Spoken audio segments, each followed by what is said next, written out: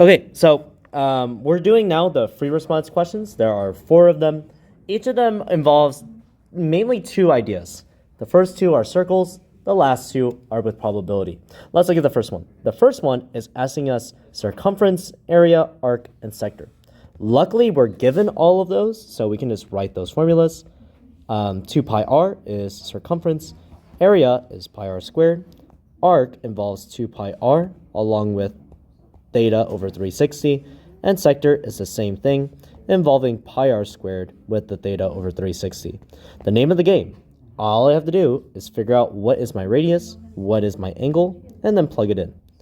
In this case, I can see here I have 2 pi r, so since my radius is going from the center to the end, that has 3 inches, so all I'm going to do is put 2 pi 3.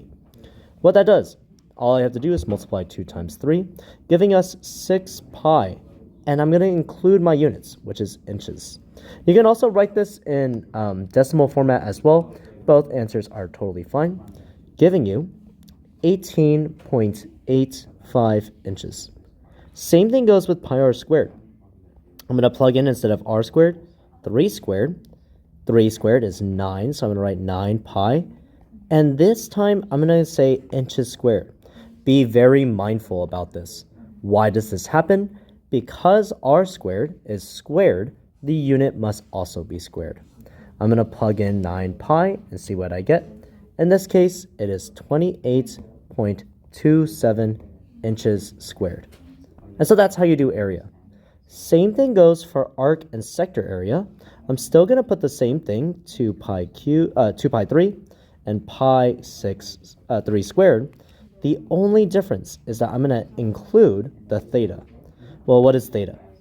Theta in this case is 105 degrees, so all I have to do is put 105 over 360.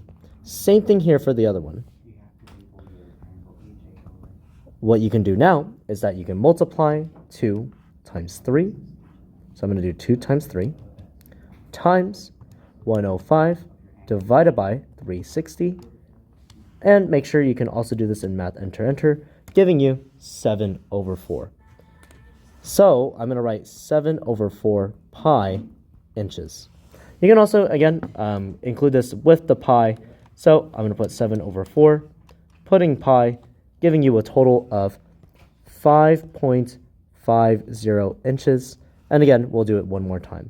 So I'm going to say 3 squared for this first part times 105 divided by 360, giving you, and with the fraction, you get 21 over 8 pi inches squared.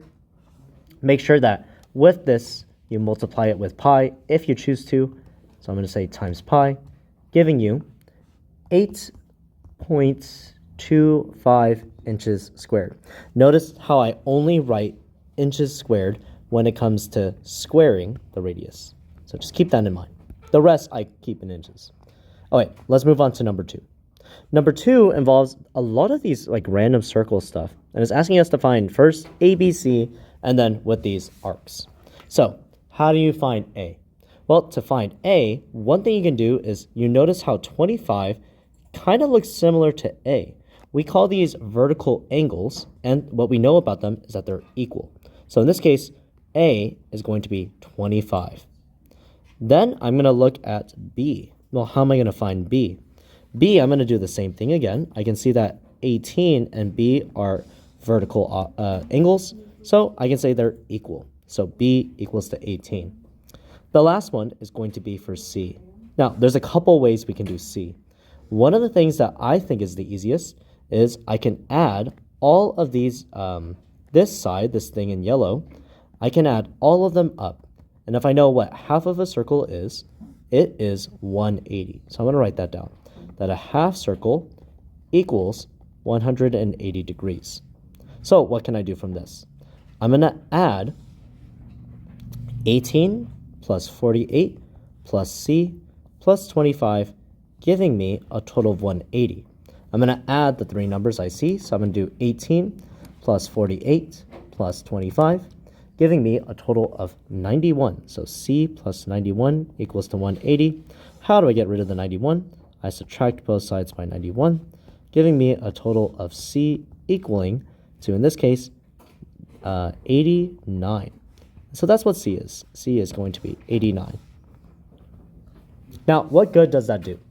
The whole point of this is now that I have A, B, and C, I can use this to find my arcs, my major arcs. They're called major arcs because they're written in 3 letters. And how do you figure that out? One thing you can do is you can look at where you start. So R is where you start. V is where you finish. And U is going to be in the middle. So if I'm looking, I can go from R. I'm going to start here in yellow. And I'm going to go to U. That's the middle. So I'm going to go and loop around to U. Notice, as I'm going from R to U, I pass some angles. So one thing I can do is I can add those all together. I went through 48, I went through 18, and I went through A, which is in this case 25. Well, now I have to go from U to V, so I'm going to add that as well. If I look, I have to add one more thing, 137. So I'm going to put that in my calculator and say 48 plus 18 plus 25 plus 137 gives me a total of 228. So that's the first one. Same thing works for the next one. If I look at PTV, I start at what letter? I start at the letter P. I go all the way to T and all the way to V.